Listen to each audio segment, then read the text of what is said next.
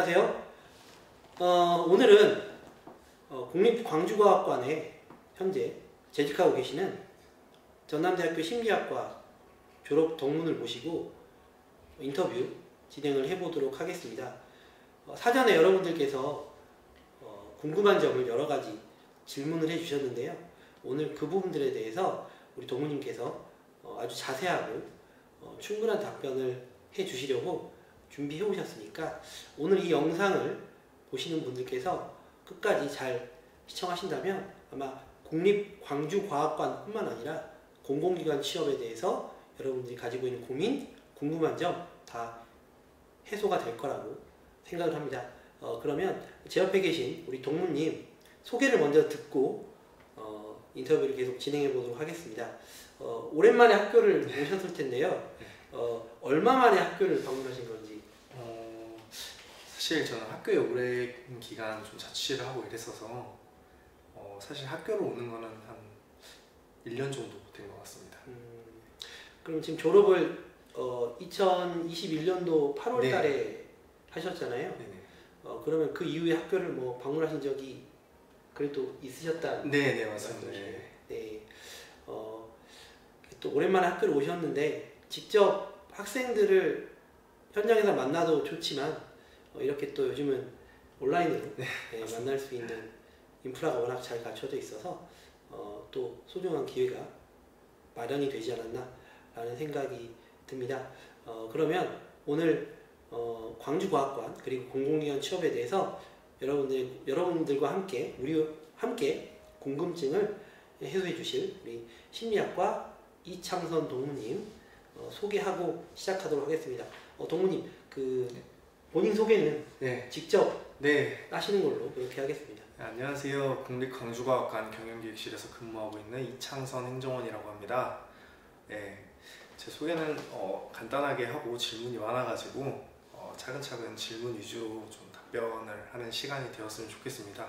그 외에도 또 궁금한 사항들이 많을 텐데 그러한 부분들에 대해서 좀 추가적으로 질문 같은 걸 나중에 또 해주시면 좀 유선으로라도 답변을 드릴 수 있는 기회가 되었으면 좋겠습니다. 잘 부탁드립니다. 네, 감사합니다. 그러면 본격적으로 여러분들 질문에 대한 답변 시작하도록 하겠습니다. 첫 번째 질문인데요. 사실 공식적인 질문은 아닌데 많은 분들이 국립광주과학관이라고 하면 잘 모르시는 분들도 있을 것 같아요. 그래서 지금 현재 근무하시는 국립광주과학관이 어떤 곳인지 잠깐 소개를 부탁드리겠습니다. 먼저 저희 과학관은 과학문화와 관련된 기술 자료들이나 어떤 전시물들을 통해서 전시를 하고 과학 교육을 진행하고 그리고 또 다양한 체험 활동을 제공함으로써 과학문화 확산에 좀 도움을 주고 최종적으로는 그 과학문화 거점 기관으로 성장하는 것을 주 목표로 하고 있습니다. 그래서 다양한 전시와 교육 그리고 행사 같은 것들을 진행을 하고 있고 유관기관들과 다양한 협력을 통해서 더 나은 과학기술 인프라를 구축하기 위해 노력하고 있습니다. 그러면 광주과학관은 광주에 있는 과학 분야 박물관이라고 생각하면 되겠네요. 네, 맞습니다. 그리고 박물관 외에도 다양한 기능을 하고 있습니다. 그래서 실제로 저희 과학관 도메인도 사이언스 뮤지엄이라고 표현을 하고 있는 만큼 과학 관련된 박물관 그리고 좀 최신 기술 관련 전시들을 많이 진행을 하고 있습니다. 그래서 좀 다양한 기능을 하고 있는 기관이라 생각해 주시면 될 것 같습니다. 네, 여러분들 그 광주과학관 홈페이지 접속하셔서 지금 이 영상 보시면서 함께 검색하시고 살펴보시면서 끝까지 영상 시청하시면 더 좋을 것 같습니다. 그러면 사전에 저희들이 드렸던 질문들 차근차근 하나씩 한번 들어보도록 하겠습니다. 첫 번째 질문입니다. 국립광주과학관 직원들의 워라밸은 어떤가요? 요즘 학생들이 사실 MZ세대들이 굉장히 궁금해하는 질문이고 사실 우리 동무님도 입사하실 때 많이 궁금하셨을 것 같은데 어떻습니까? 워라밸 자체는 좋습니다. 누구나 이제 칼퇴근을 하고 싶으면 칼퇴를 할 수 있는 그런 근무 환경이 주어져 있고 부서마다 다르고 개인의 역량마다 다르긴 하지만 저는 개인적으로 어떤 그런 근무를 종용하는 분위기도 아니고 굉장히 좋은 조직 문화 속에서 좋은 워라밸을 좀 잘 조성되어 있다고 생각을 합니다. 그럼 혹시 주변에 뭐 다른 공공기관이나 네. 아니면 공무원, 뭐 아니면 뭐 일반 기업 이런 곳에 취업해서 네. 회사 생활하는 친구분들이 네. 계실 수도 있고 선후배가 있을 것 같은데 어떻습니까? 뭐 만나서 서로 워라밸을 비교해보거나 이야기를 나눠보신 적은 없으신지요? 이제 뭐 모두가 그렇듯 자기가 일하는 것이 제일 힘들고 이제 그런 이야기를 하는데 다 개인적으로 다 비교를 해봤을 때 저는 저희 과학관이 그래도 워라밸이나 어떤 근무 환경의 측면에 대해서는 가장 좋다고 생각을 하고 있습니다. 보통 박물관이나 전시시설이 네, 주말에도 운영을 하고 네 맞습니다. 월요일에 휴관을 하기 때문에 그때 직원들이 쉬거나 네, 하는 경우가 일반적인데요. 네, 과학관 같은 경우에도 주말에는 문을 열죠. 네 문을 열고 있습니다. 그러면은 직원분들이 주말에도 근무를 하실 텐데 우리 네. 동무님께서도 그럼 주말에 근무를 하시나요? 이게 그 개인이 입사한 직무에 따라 다르게 되는데 저는 일반직 행정원으로 근무를 하기 때문에 정상 직장인들처럼 월요일부터 금요일까지 9 to 6 주 40시간 근무하고 있고요. 다른 공무직으로 입사하신 분들이 이제 주말에도 출근을 하시고 월요일에 이제 휴무를 하시는 경우가 있습니다. 대부분 그렇게 되어 있고 이제 근무 테이블에 따라서 이제 주중에 하루 또 쉬는 시간을 주게 되는데 그렇게 해서 휴일을 조정하고 있습니다. 그렇군요. 일반직으로 근무하시는 분들은 평일에만 근무를 하시고 일부 공무직을 포함한 일부 전시시설을 운영을 하는데 직접적으로 업무를 하시는 분들이 주말에도 근무를 하신다. 그분들은 주말에도 근무를 하신다. 네. 이렇게 이제 말씀을 해주셨습니다. 워라밸이 좋네요. 네, 왜냐하면 주말에 근무를 안 하신다는 것 자체가 네, 좋은 워라밸이라고 생각이 되고요. 사실 과학관의 위치가 시내는 아니지만 그래도 광주의 네. 중심가는 아니지만 시내 쪽에 있기 때문에 네.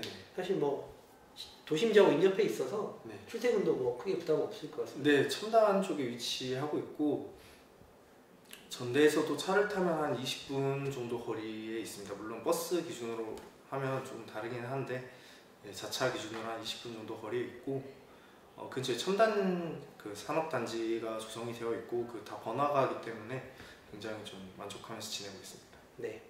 두 번째 질문으로 바로 넘어가도록 하겠습니다. 지방직 9급 공무원을 준비하고 있는 사회대학생인데요. 지방직 9급을 준비하고 있는데 광주과학관 취업 준비를 함께 해볼만 할까요? 아주 현실적인 질문인데 어떻게 생각하십니까? 사실 제가 공무원 준비를 안 해봐서 잘 모르겠지만 주변 지인들에게 이렇게 물어봤는데 사실 공무원은 과목이 정해져 있는 반면에 그 9급 공무원 과목이랑 공공기관을 준비하는 과목이랑 많이 다릅니다. 그래서 개인적으로는 함께 준비해 볼 만한 건 아닌 것 같습니다. 그래서 한 가지만 본인이 더 잘하는 것에 집중을 해서 네. 준비하시는 것이 더 가능성을 높이는 길이라고 저는 판단을 하고 있습니다. 네, 필기전형에 대한 질문이 앞으로 계속 나오긴 할 건데요. 필기전형의 과목이 다르기 때문에 9급 준비를 하다가 9급 준비해서 뭐 이렇게 본인이 쌓은 지식을 그대로 활용을 해서 과학관 취업 준비를 하는 게 조금 어려울 수도 있다. 네. 라는 말씀으로 제가 여러분께 대신 전해드리도록 하겠습니다. 다음 질문입니다. 아마 공공기관 취업 준비를 좀 해보신 분인 것 같아요. 알리오 사이트라는 곳을 아시는 걸 보니까 기획재정부에서 운영하는 공공기관 정보 공개 시스템인 알리오 사이트 같은 곳에 나온 정보 말고 실제로 신입사원 연봉이 어느 정도인지 이 부분에 대해서 답변을 해주실 수 있을지 모르겠지만 혹시 어려우시다면 뭐 가능하신 부분만 답변을 근데 정말 알리오 공시는 틀린 게 아닙니다. 아 정확한가요? 또 통계 업무를 하시니까 네, 알리오 공시는 정말 오차가 생기면 네. 그 기관에 좀 크리티컬한 영향을 미치기 때문에 상대적으로 정확한 정보다라고 좀 말씀을 드리고 싶고 평균 연봉은 이제 좀 다를 수는 있긴 하지만 이제 평균을 내다 보니까 근데 신입 연봉 거의 정확한 것 같습니다. 그래서 주변 지인들 이야기를 들어보면 타 공기업에서 근무하는 지인은 이제 그 알리오 공시 기준보다 조금 더 받는 경우도 있다라고 표현을 할 만큼 정말 그 데이터 자체는 큰 오차가 없다라고 말씀을 드리고 싶습니다. 네. 대부분 그 알리오 사이트의 경영평가 성과급 부분이 빠져 있는 경우에는 조금 더 상향해서 받을 수 있고 지금 기재가 돼 있는 부분은 정말 그 정도 연봉을 받는다 생각하시면 될 것 같습니다. 사실 여러분들이 아마 알리오 사이트를 들어보지 않으신 분들은 모르시겠지만 들어가신 분들은 거기에 공개된 정보들이 믿을만하냐라는 의심을 한 번쯤은 아마 해보셨을 수도 있는데요. 실제 현직자께서 또 관련된 업무를 하시는 분께서 알리오 정보를 믿을만하다라고 말씀해 주셨기 때문에 여러분들이 앞으로 연봉 정보라든가 또 복리후생에 관한 정보들은 알리오 사이트를 믿고 신뢰하셔도 좋을 것 같습니다. 다음 질문입니다. 광주과학관에 일반적인 행정직 직원 말고 영구직 직원이 있죠. 네, 있습니다. 네, 그렇기 때문에 이 질문이 나온 것 같습니다. 영구직과 행정직은 급여나 복리후생 모든 부분에서 동일한가요? 어떤가요? 정확하게 동일합니다.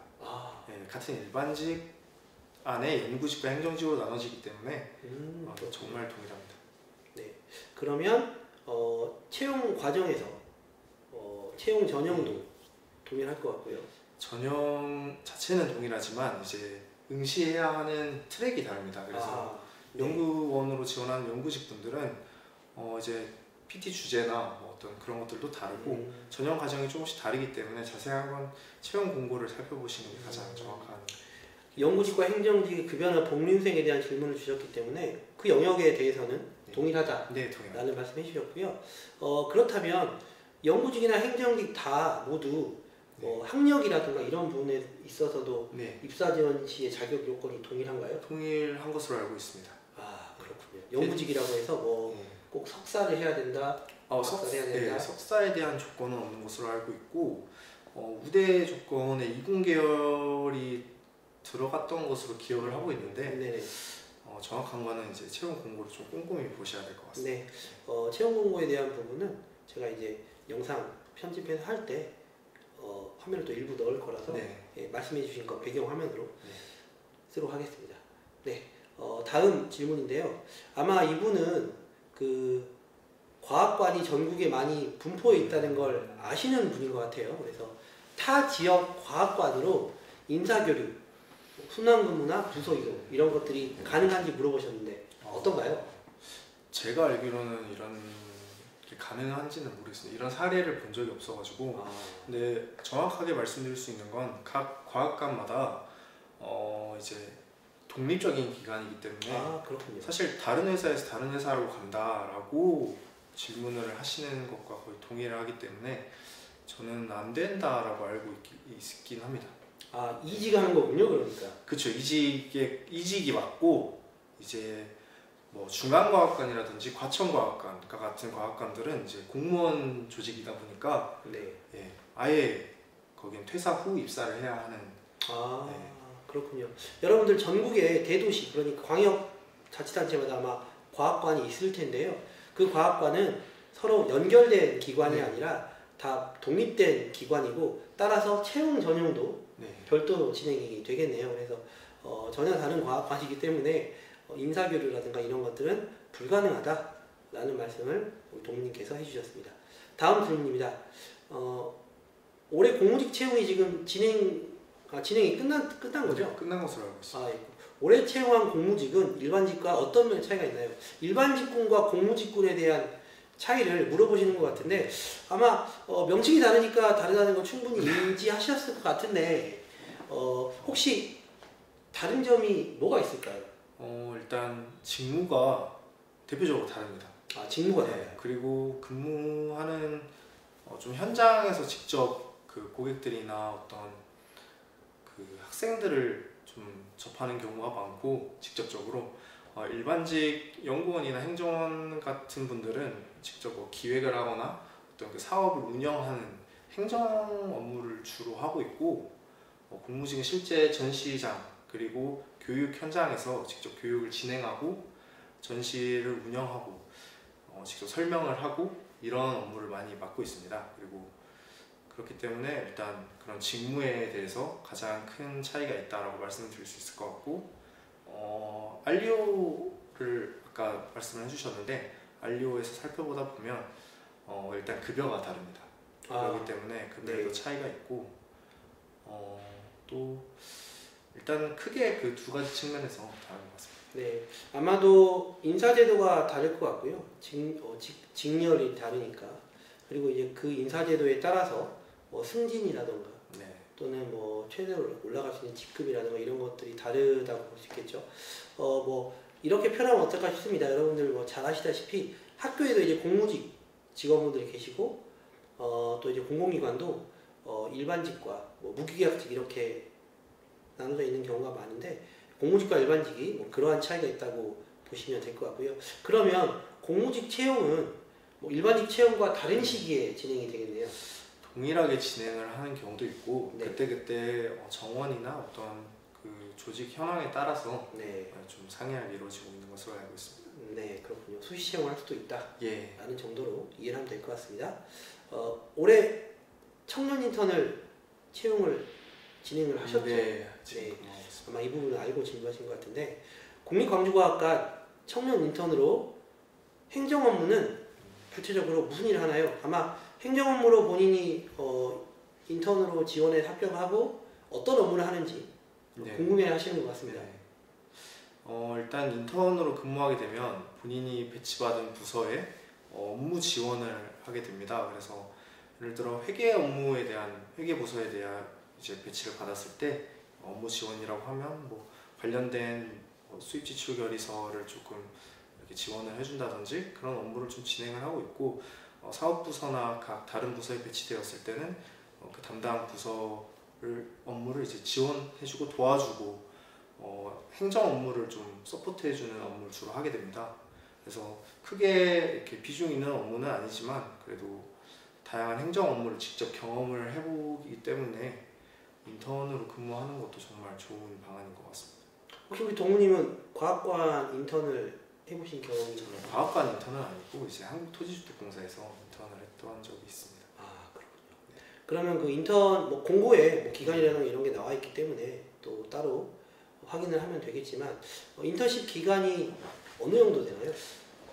기간마다 다른데 저는 이제 5개월 근무를 했었습니다. 아, 그렇군요. 보통 일반적으로 이제 3개월 이상 네, 맞습니다. 인턴십을 제공을 하지만 이제 현재 정부의 방침이 그런 인턴십 기간을 좀 늘리는 어떤 정책을 추진을 하고 있기 때문에 향후에는 뭐 인턴십 기간이 조금 더 길어질 수도 있을 것 같고요. 상당히 인턴십이 긴 곳, 뭐 예를 들면은 언론진흥재단 이런 곳은 10개월 이상 인턴을 하기도 합니다. 그래서 여러분들 인턴십, 체험형 인턴, 청년 인턴 이런 것들에 대해서 지원하실 때 기간도 꼼꼼히 잘 살펴보시기를 바라겠습니다.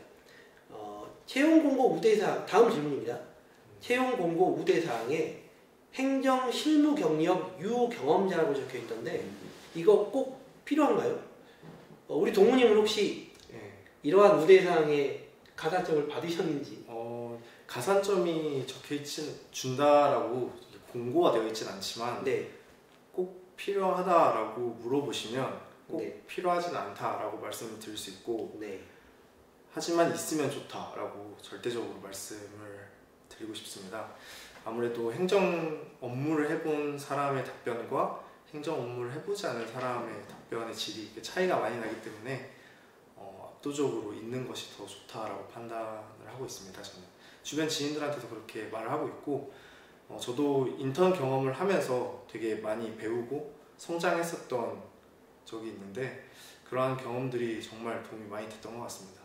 뭐 본인이 느끼셨을 때 어떠한 경험을 해서 좀 성장했다 이렇게 느끼셨는지 잠깐 여쭤봐도 될까요? 실제로 이런 인턴 경험을 하기 전에는 근로장학생이나 이런 업무를 좀 하게 되는데 실제로 어떤 기업체에 들어가서 사업을 직접 진행을 해보고 관련된 행정 절차를 직접 옆에서 눈으로만 보는 것만으로도 되게 일단 큰 도움이 되었다라고 생각을 하고 되게 자소서에 쓸 소재거리가 많아집니다. 그래서 어떻게 정말 실무자의 입장으로서 바라봐야 될지에 대한 좀 감각도 생기게 되고 본인이 업무를 좀 어떻게 진행하면 이런 업무는 잘할 수 있겠다라고 좀 자신감도 생기는 계기가 됐던 것 같습니다. 그렇군요. 이런 직무 경험, 실무 경험 정말 여러모로 중요하고 필요할 것 같습니다. 그러면 이 청년 인턴 또는 체험형 인턴 같은 경력도 지금 우대사항으로 얘기하는 실무 경험에 포함이 될 수 있을까요? 네, 아무래도 공공기관, 공기업 체험형 청년 인턴 같은 경우에는 공공기관 근무 경력이 남기 때문에 경력증명서로 증빙이 가능하다면 가산점을 받을 수 있을 확률이 높습니다. 그리고 기관마다 다른데 몇 개월 이상 근무를 해야 하는 조건이 걸리는 기업도 있는데 대부분 공공기관에서 근무를 했다고 하면 좋게 봐주시는 것 같습니다. 네, 여러분들 공공기관 청년 인턴이라든가 체험형 인턴 다 우대사항에 해당이 되는데 혹시 모르니까 여러분들 해당 채용 공고를 잘 살펴보시면서 몇 개월 근무부터 적용이 되는지 우대사항이나 가점 적용이 되는지 이런 것들을 잘 확인해 보시기를 부탁을 드리겠습니다. 다음 질문인데요. 이제 채용 전에 관한 질문을 쭉 해주시고 있습니다. 서류 전형에서 인성검사가 온라인으로 진행이 되던데 적부인가요? 좀 자세히 알고 싶습니다. 인성검사 결과는 또 어디서 활용하나요? 아마 채용 전형에서 인성검사라고 하면 네. 보통 뭐 필기 전형에 포함이 되어 있거나 아니면 면접 전형 직전에 하는 경우가 많은데 서류 전형에서 인성검사를 바로 하시네요? 제 기억으로는 필기 전형 후에 했던 것으로 저는 기억을 하는데 그래요? 네. 이게 전형에 중요한 영향을 미치거나 했던 건 아닌 것 같은데 저도 정확하게는 인사 담당자가 아니라서 잘 모르겠습니다. 근데 인성검사를 주안점으로 두기보다는 어떤 서류 전형에 있어서 자기소개서를 좀 더 양질의 자기소개서를 준비한다든지 필기 전형에서 좀 더 강점을 가진다든지를 좀 더 집중적으로 준비하시면 좋을 것 같습니다. 타 공기업에서는 인성검사를 되게 타이트하게 보는 기업들이 있기는 한데 정말 소수의 기업들이고 대부분의 기업들에서는 인성검사를 뭔가 활용한다기보다는 그냥 신뢰도를 보고 좀 일관성을 판단하는 그런 기준으로 사용하지 않을까 이렇게 속으로 생각은 하고 있습니다. 네, 그렇군요. 인성검사를 온라인으로 광주과학과는 진행을 하죠. 네, 온라인으로 진행을 합니다. 그러면 이제 집에서 편하게 예. 편하게 부담 없이 할 수 있는데 혹시 우리 동무님은 검사하실 때 어떤 마음가짐으로 검사를 하셨는지 여쭤봐도 될까요? 저는 기억이 나신다면? 인성검사 하는구나. 그래서 네. 그냥 씻고 나와서 편한 마음으로 그냥 이렇게 하면 됐던 것 같습니다. 또 전공이 심리학이신데요. 사실 심리학 분야에서 이런 검사들을 만들어 네. 활용을 하지 않습니까? 뭐 심리학 전공이셔서 네. 나름의 뭐 검사 노하우라든가 이런 게 있거나 그러시진 않으셨나요? 무조건 있죠. 이제 이런 거는 신뢰도의 문제이기 때문에 일관성 있게 답변을 하는 것이 중요합니다. 예를 들어 나는 혼자 업무를 하는 것이 좋다라고 매우 그렇다에 체크를 했으면 뒷부분에 관련된 문항에도 매우 그렇다를 체크하는 것이 일관성에 도움이 많이 됩니다. 그리고 거짓말을 하기보다는 물론 나는 좋은 사람이다 라고 표현을 해서 답안을 하는 것도 좋지만 솔직하게 답변하는 것도 정말 좋은 방법 중에 하나인 것 같습니다. 네, 심리학을 전공하신 공공기관 인성검사 위경험자께서 말씀하신 거니까 여러분들 잘 기억해 두셨다가 활용하시기 바랍니다. 앞서서 인성검사보다는 서류 전형에서 뭐 자기소개서나 이런 것들의 중요성이 더 클 수도 있다 라고 말씀해 주셨는데 그 질문이 나와서 바로 질문 드리도록 하겠습니다. 서류 전형에서 입사 지원서와 자기소개서 중에서 뭐가 더 중요할까요? 어떻게 생각하세요? 사실 둘 다 중요합니다. 네, 그렇죠. 입사 지원서 처음에 이걸 봤을 때 입사 지원서가 뭘까라고 잠시 고민을 했는데 이제 입사 지원서라는 큰 틀 안에 자기소개서를 첨부하는 방식이었던 것 같더라고요. 입사 지원서는 정말 객관적으로 정확하게 이제 오탈자나 어떤 거짓 없이 정확하게 기재하는 것이 중요하고 예를 들어 경력 기간 뭐 이런 것들을 정확하게 기입하는 것이 중요합니다. 이런 그 증빙 서류와 같은 것들로 이렇게 대조를 하게 되는데 안 맞게 되면 좀 이제 악영향을 미칠 수도 있는 부분이고 자기소개서는 정말 두말 할 거 없이 중요합니다. 면접 자료에서도 활용이 되고 정말 정성평가를 진행하는 기관들은 자기소개서가 정말 그 점수의 서류 전형 점수의 그 대상이 되기 때문에 자기소개서는 더 두말할 것 없이 중요하다라고 말씀드리고 싶습니다. 혹시 입사 지원 하시면서 좀 기억에 남는 자기소개서 문항이나 아니면 작성하시면서 아 이거 너무 어려웠는데 싶었던 뭐 꼭 과학관이 아니더라도 괜찮습니다. 간혹 그 글자 수에 대한 압박을 좀 받는 기관들이 있습니다.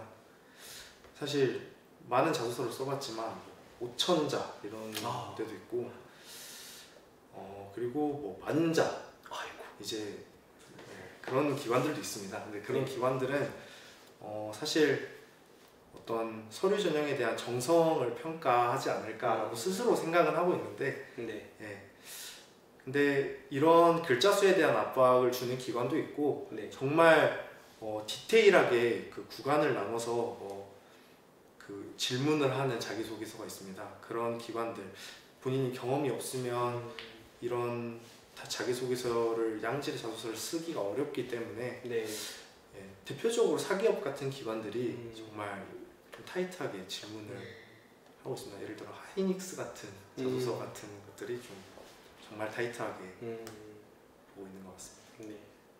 그 후속 질문이 있었는데 이 부분에 대해서는 그냥 본인의 개인적인 견해를 말씀해 주셔도 됩니다. 아마 이 질문하신 분이 입사지원서와 자기소개서를 놓고 뭐가 더 중요하냐 물어보셨던 게 아마 스펙도 좀 본인이 봤을 때 없고 또 이제 자기소개서는 뭐 경험이 있어야 적을 수 있기 때문에 경험도 없다라는 좀 어려움을 갖고 계신 것 같아요.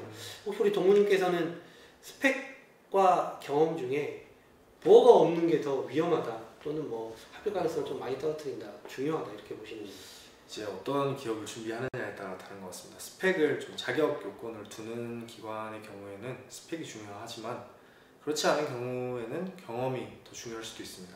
근데 한편으로 제가 그 질문을 봤을 때 스펙 경험이 없어도 일단은 지원을 해보고 본인이 분명히 대학교는 다니면서 수업도 참여하고 팀 프로젝트도 진행을 분명히 했을 겁니다. 그런 경험들도 경험입니다. 사실 저도 청년 인턴을 지원할 때 스펙도 없고 경험도 없는 대학생이었고 뛰어나지도 않았지만 그냥 가지고 있던 경험을 잘 활용해서 최대한 잘 접목을 시키는 게 제일 중요하다 생각을 하는데 뭐 팀 프로젝트에서 소통 능력을 이끌어냈다. 이거 정말 자기소개서에 좋은 소통 소재가 될 수도 있고 아니면 뭐 갈등을 해결했다. 갈등도 자기소개서의 주 소재이기 때문에 되게 가까운 곳에서 이렇게 소재를 찾아가는 것이 좋다고 생각을 합니다. 그래서 자신감을 좀 더 가지시고 지원을 하나하나 해보는 것이 스펙도 경험도 올릴 수 있는 기회가 되지 않을까 생각을 합니다. 저도 이제 상담을 하거나 컨설팅을 하다 보면 사실 기억이 잘 나지 않아서 그렇지 많은 대학생들이 평범하다고 생각하는 경험이나 또는 자신의 어떤 활동들이 조금만 손을 보거나 아니면 질문의 초점에 잘 맞추면 상당히 설득력 있는 경험과 사례가 되기도 합니다. 그래서 여러분들도 자기소개서 쓰는 거 두려워하지 마시고 집에서 그냥 빈 종이에다가 내가 뭘 잘했지? 내가 그동안 어떤 노력이나 행동을 해서 좋은 결과가 있었지? 라는 자기만의 어떤 에세이를 써보시는 게 어떤 시작하는 단계에서는 자기소개서 작성에 좋은 첫걸음이니까 이런 방법도 한번 활용해 보시기를 부탁을 드리겠습니다. 다음 질문입니다. 사전에 한 가지만 더. 예, 괜찮습니다. 말씀하시면 돼요. 자기소개서를 많이들 어려워하시더라고요. 그래서 제가 좀 지원하면서 네네. 좀 약간 저는 어떻게 썼나 네네. 가져와 봤는데 저는 5가지로 나눠가지고 자기소개서를 썼었는데 먼저 목표, 결과, 환경, 행동, 이제 포부 약간 이런 식으로 5 단락을 준비를 했습니다. 그래서 어떤 목표를 향해서 했던 경험이 있습니다. 그리고 어떤 결과를 냈습니다. 실제로 이런 어려움이 있었지만 이렇게 했습니다. 그래서 앞으로 이렇게 지원을 해가지고 잘 해내겠습니다. 이런 5틀로 저는 준비를 했었더라고요. 그래서 이런 틀을 이제 문단의 흐름에 맞게 다시 재배치해가지고 살을 붙이는 방식으로 했었는데 한번 이렇게 좀 해놓으니까 이렇게 여기저기 붙여서 쓸 때가 많고 아무래도 이렇게 시즌이 되면 여러 군데가 뜨는데 그렇죠. 굉장히 이런 템플릿을 하나 만들어 놓는 게 가장 큰 도움이 됐던 것 같습니다. 짧은 기간 동안에 많은 곳을 지원을 해야 되는 상황이 네. 생길 수도 있으니까 이런 폼이나 혹은 템플릿을 만들어서, 하지만 그렇게 만드는 것 자체가 중요하기도 하지만 구성을 어떻게 하는지 맞습니다. 또 중요하니까 여러분들 평소에 잘 한번 준비를 해보시기를 부탁드리겠습니다. 다음 질문입니다. 필기전형 질문을 이어서 해주셨네요.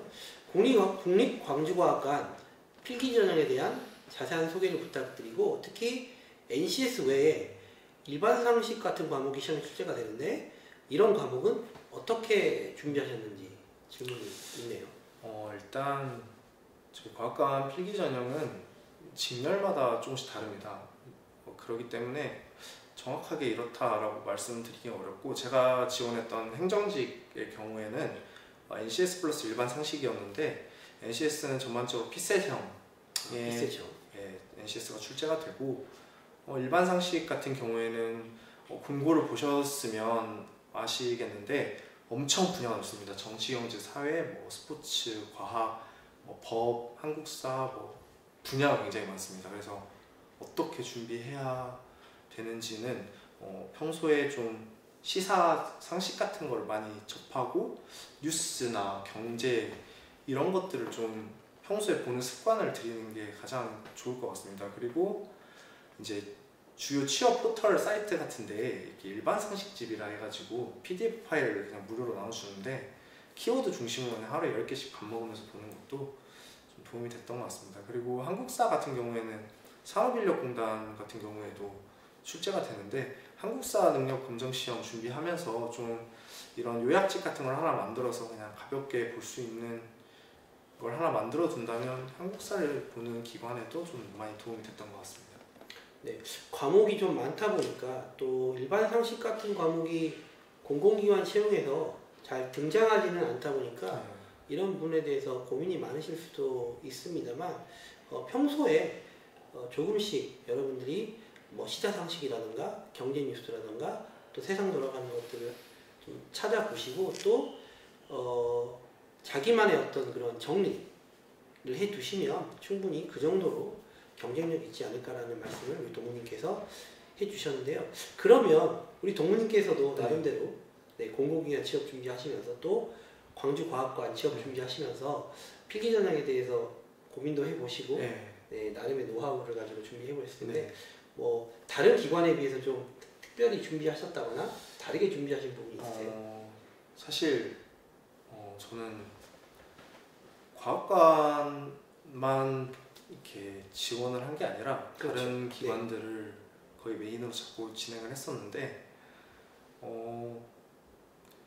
저는 사실 전공에 좀 더 집중을 했었습니다. 그래서 금융공기업이나 다른 전공 시험을 보는 기업을 준비를 했었는데 NCS 같은 경우에는 꾸준히 스터디나 아니면 개인적으로 풀이를 많이 했었습니다.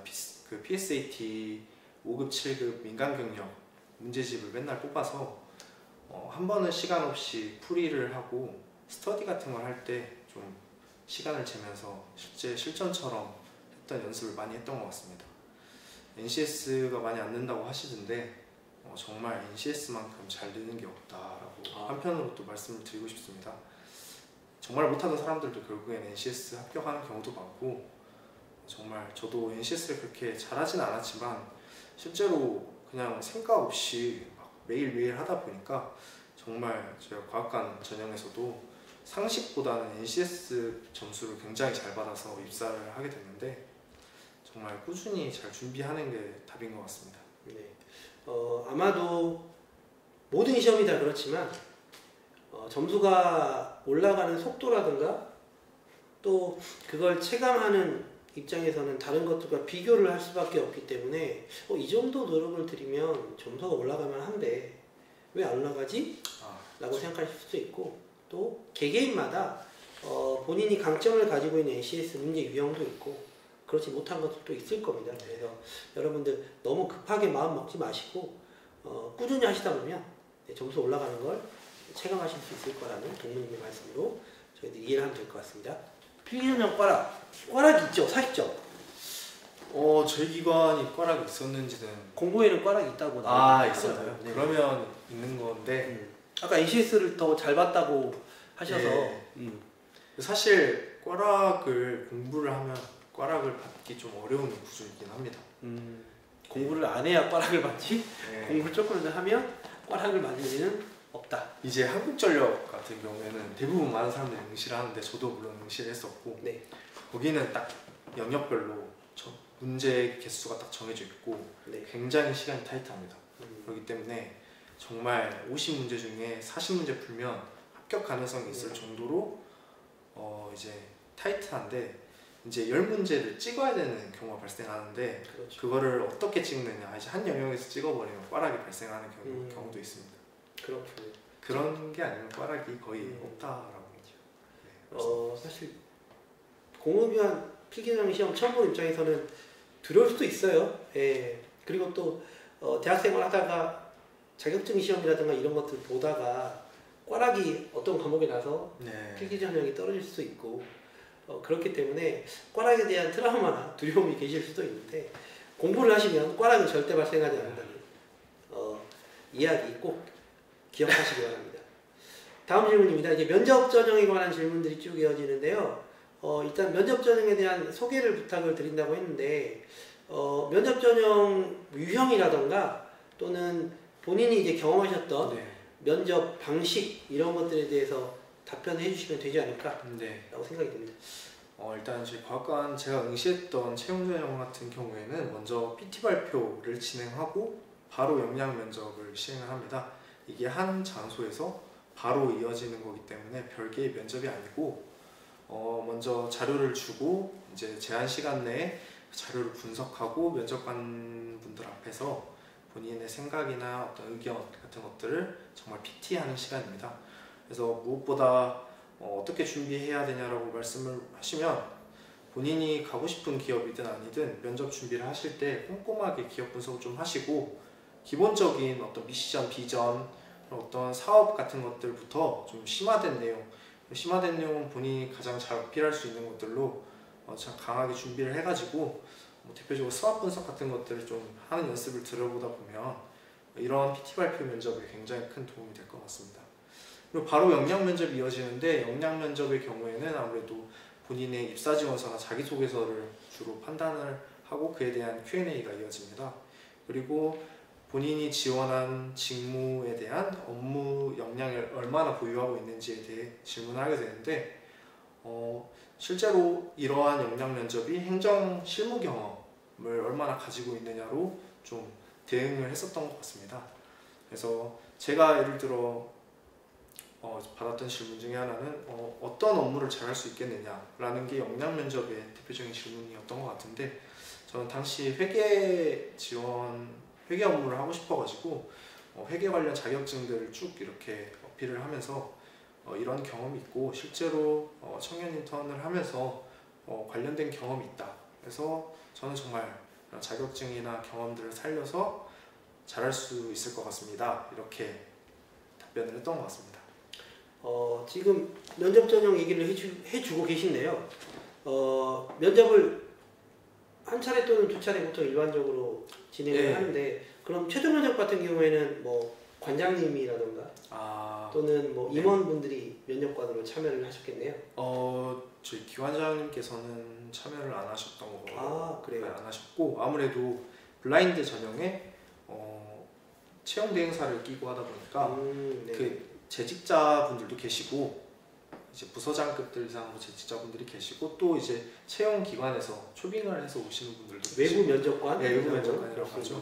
그래서 정말 블라인드 면접입니다. 그래서 뒤에 또 질문이 있는데 그 사전에 또 결격 사유를 점검하면서 이제 지인분들이 계실 수 있으니까 그런 사전에 필터링하는 작업도 충분히 이루어졌던 것으로 기억을 하고 있습니다. 네.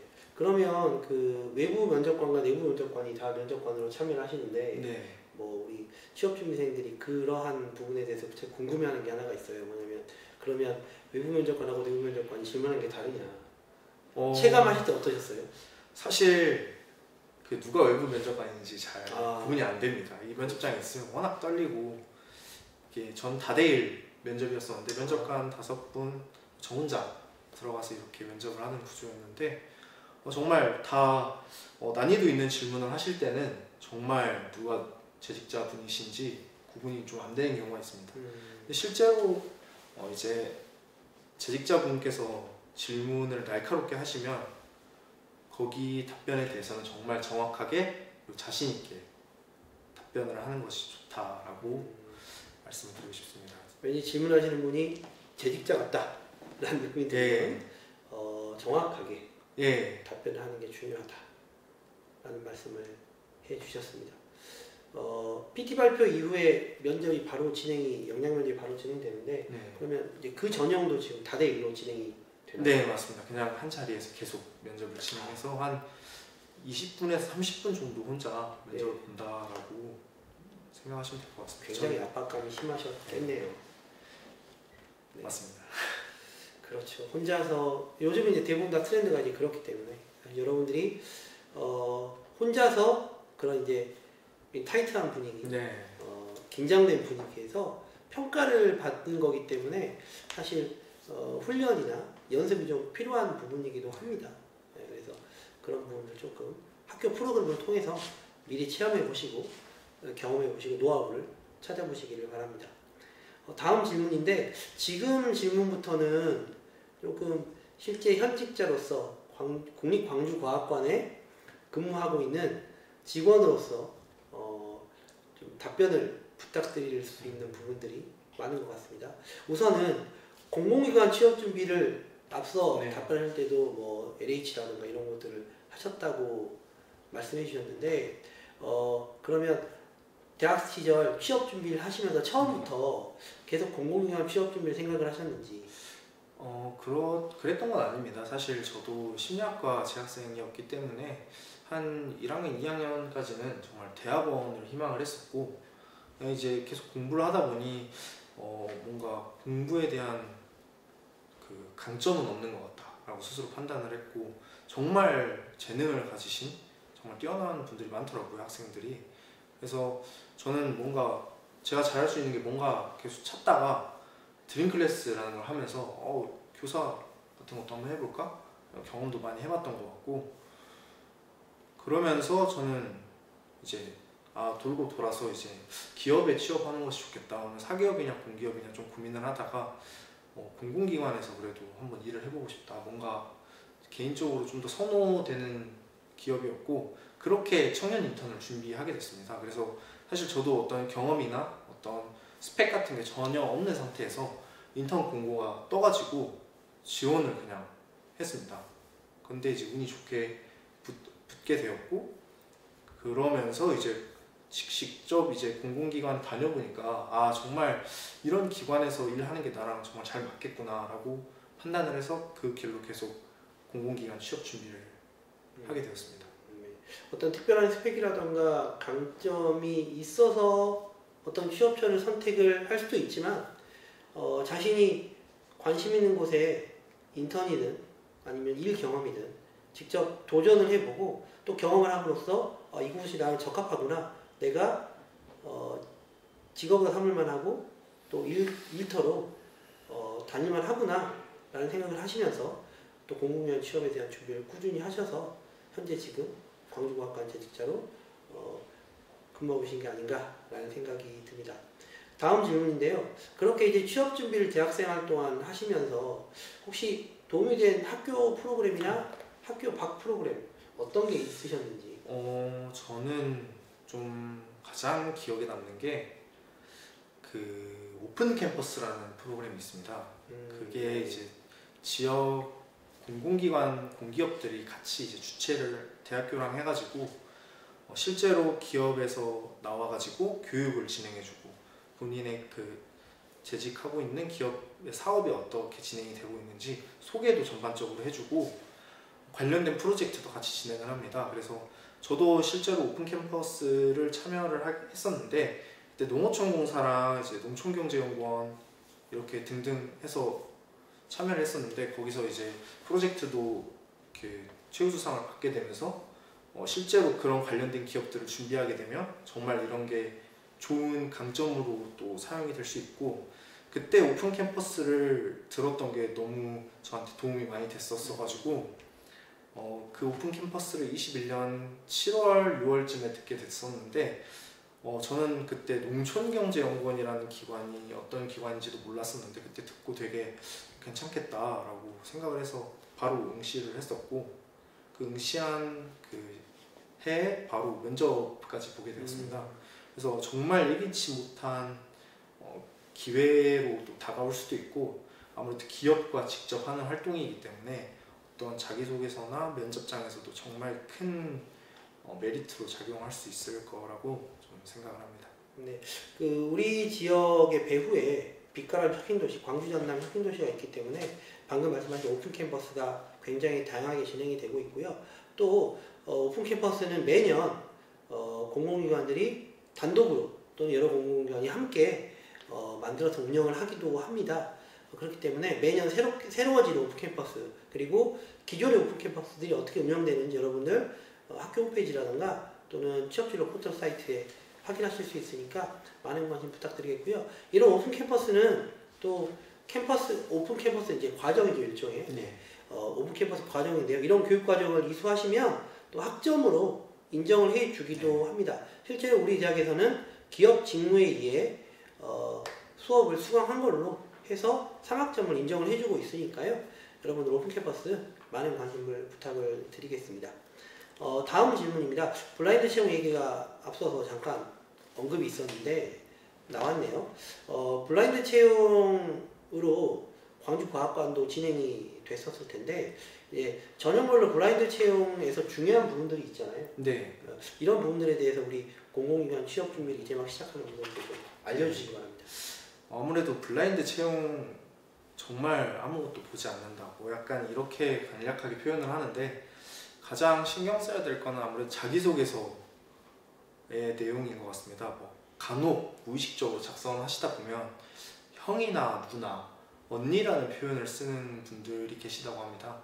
그런 건 성별을 노출할 수 있는 키워드이기 때문에 아무래도 이런 건 주의하고 자기소개서를 작성하셔야 되고 블라인드 채용이다 보니까 기업의 경력사항에 기업 이름을 기재해야 되는 경우가 있고 혹은 땡땡 기업, 땡땡 공사 이런 식으로 기입을 해야 되는 경우가 있습니다.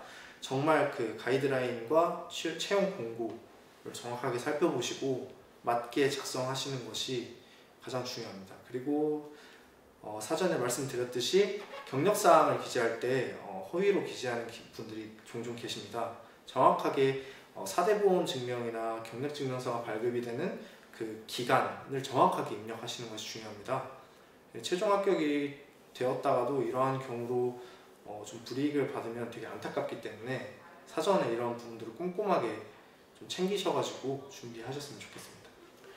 면접 전형에서도 아마 이런 블라인드 채용에 해당되는 부분도 그러니까 자기도 모르게 이야기하는 부분도 있을 텐데 그렇다고 해서 바로 불합격 처리가 되거나 그러진 않겠죠. 어떤가요? 어떻게 생각하시나요?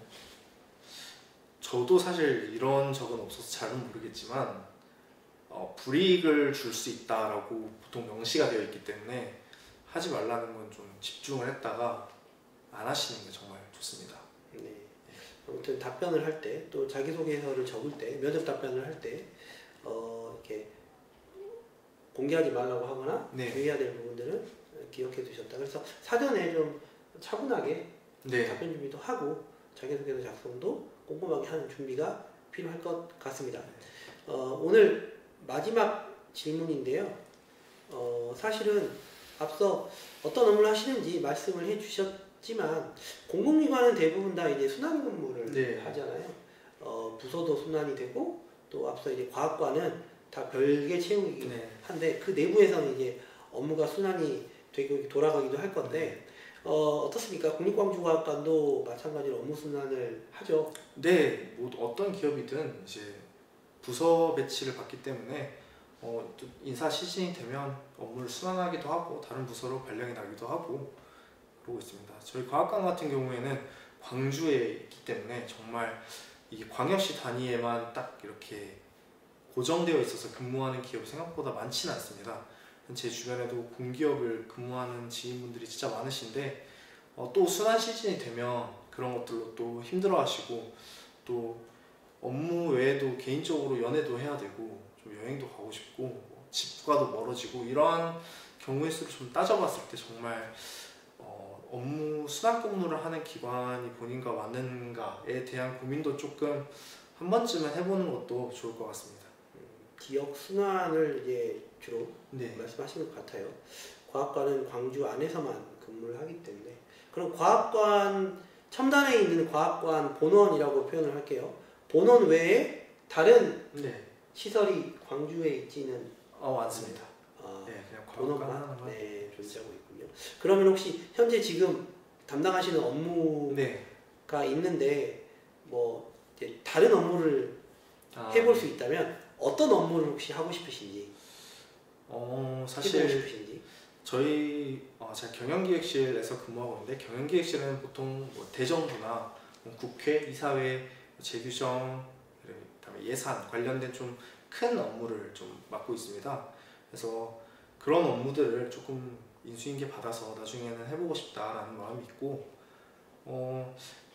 한 가지 제가 지금 맡고 있는 업무 중에 정보공개라는 큰 업무가 있는데 그 중에 사업실명제라는 제도가 있습니다. 각 기업에서 어떤 사업을 운영하고 또 실제로 어떤 내용인지 사업이 그런 것들을 다 홈페이지에 공시를 하게 되어 있습니다. 그것도 기획재정부에서 주관해가지고 의무적으로 공개를 하게 되어 있기 때문에 취업 준비를 하실 때 이 기업은 어떤 사업을 하고 있지를 조금 어려워하신다면 홈페이지에 정보공개란이 다 있기 때문에 거기에 사업실명제를 찾아가지고 직접 보시는 것도 큰 도움이 될 것 같습니다. 네. 우리 동무님께서 우리 학생들이 궁금해하는 것들 광주과학관 또는 공공기관 취업을 준비하시는 분들이 궁금해할 만한 내용들을 아주 자세하게 답변을 해주셨는데요. 지금부터는 우리 전남대 사회대 취업 서포터즈 학생이 궁금한 점을 질문을 좀 드리려고 합니다. 사전에 상당히 날카롭고 또 여러분들이 궁금해할 만한 질문들을 준비해 오셨는데요. 그럼 지금부터 우리 사회대 취업 서포터즈 인류학과 문화인고고학과 소민영 학생이 질문을 하도록 하겠습니다. 일단 심리학과 졸업생이시고 심리학이 통계 필수인 과목인 건 알지만 통계 관련 업무로 진로를 선택한 이유가 무엇인지 첫 번째로 궁금합니다. 저는 통계를 진로로 선택한 건 아니고요. 이제 입사를 하고 통계 업무를 맡게 돼서 통계 업무를 지금 하고 있습니다. 네, 평소에 약간 심리 통계라든지 연구방문 과목을 되게 좋아했어가지고 그런데 역량을 좀 가지고 있었고 그런 부분을 좀 어필했던 적은 있습니다. 그래서 그러한 부분들이 좀 업무 분장에 좀 영향을 미친 것 같습니다. 그러면 통계 관련된 학업 지식을 먼저 습득하거나 아니면 다른 대외 활동을 통해서 얻은 것이 아니라 그런 지식을 기존에 가지고 있었고 그래서 그 통계에 관련된 업무를 맡게 되신 거 맞으신가요? 네, 맞습니다. 혹시 그러면 그쪽 관련 대외 활동이나 아니면 학업에서 복수 전공이라든지 그런 활동들을 진행하시는 경험은 없으신가요? 복수 전공은 별도로 안 했고 이제 삼성 드림 클래스를 했었는데 대외 활동으로 수학 강사였어가지고 좀 수학 부분에 자신이 있다 이런 부분들을 좀 엮어가지고 같이 면접장에서나 뭐 자기소개서에 어필을 좀 했던 것 같고 경영학 과목을 개인적으로 좀 이수를 했었는데 그런 부분에서도 수학 관련된 뭐 경영통계라든지 이런 과목들이랑 좀 연계해가지고 좀 어필을 했던 것 같습니다. 네, 감사합니다. 그리고 두 번째 질문은 통계 관련 업무라서 제가 질문을 드리는 건데 통계랑 AI 관련이 연관성이 굉장히 깊어요. 그래서 요즘 취업 시장에서 개발자에 대한 수요가 전반적으로 늘었는데 챗 GPT가 코딩도 해주는 시대에 코딩을 배우는 게 의미가 있는지 아니라면 통계학을 배우고 싶은 아니면 배우고 있는 문과생들에게 추천해주고 싶은 활동이 있으시다면 좀 설명해 주실 수 있을까요? 사실 제가 맡는 통계는 코딩 관련 통계는 아니고 이제 전반적인 데이터를 수집해서 분석하고 좀 공유하는 그런 업무를 하고 있습니다. 그래서 정확하게는 설명드리기는 어렵고 코딩은 물론 배우면 무조건 좋죠. GPT가 뭐 해준다고는 하지만 GPT가 만능은 또 아니기 때문에 사실 코딩은 배우면 좋은 분야인 것 같고 그런 통계 관련 분야에 나간 지인들을 보면 관련 자격증을 많이 습득을 했더라고요. 그래서 여기 스마트 인재 개발원 이런 데서도 그 데이터 관련 빅데이터 관련 수업들을 진행해주고 있고 국비로 진행을 하고 있어서 굉장히 접근 진입 장벽도 좀 낮은 편이고 그런 데서 정보 처리 기사, 빅데이터 분석 기사, ADSP 이러한 자격증을 취득해가지고 취업을 하는 친구들 종종 본 것 같습니다. 그래서 그런 활동들을 좀 참가하고 자격증을 취득하는 게 취업에 좀 가장 직결되지 않을까 생각을 합니다. 네. 여러분들 공공기관 홈페이지에 답이 있습니다. 공공기관은 모든 정보를 공개하고 또 공유하고 또 취업 준비생들에게도 숨김없이 다 밝히고 있고요. 여러분들 관심 있는 공공기관에 관한 정보 너무 멀리서 찾지 마시고요. 공공기관 홈페이지에서 찾아보시면 답을 금방 얻으실 수 있을 겁니다. 오늘 긴 시간 동안 많은 질문들에 대해서 아주 자세하고 꼼꼼하게 답변을 해주셨는데요. 마지막으로 광주과학관을 포함한 공공기관 취업 준비하는 후배들에게 또 취업 준비생들에게 하고 싶으신 말 있으시면 부탁을 좀 드리겠습니다.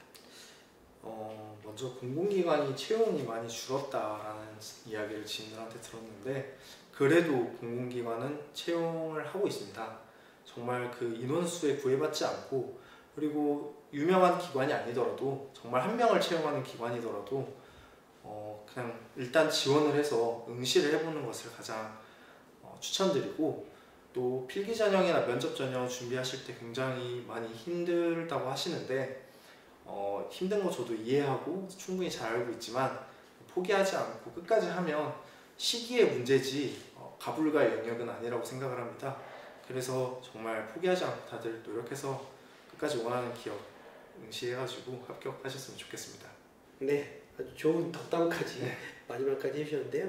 아마 이 영상 보시는 분들이 동무님 얘기를 듣고 용기를 얻어서 계속 공공기관 취업 준비를 이어나가시거나 또 할까 말까 고민하시는 분들이 또 공공기관 취업에 첫 발걸음을 내딛지 않을까, 자신있게 내딛지 않을까 라는 생각을 합니다. 오늘 긴 시간 동안 함께 해주셔서 감사드리고요. 끝까지 시청해주신 여러분들에게도 감사드리겠습니다. 여러분들 공공기관 취업의 문은 활짝 열려있고 우리 사회과학대학 동문님들이 많은 분들이 다양한 공공기관에서 다양한 업무를 하고 계십니다. 저희가 앞으로도 계속 동문님들 초청해서 컨텐츠를 만들어서 여러분께 보여드리고 제공해 드릴 예정입니다.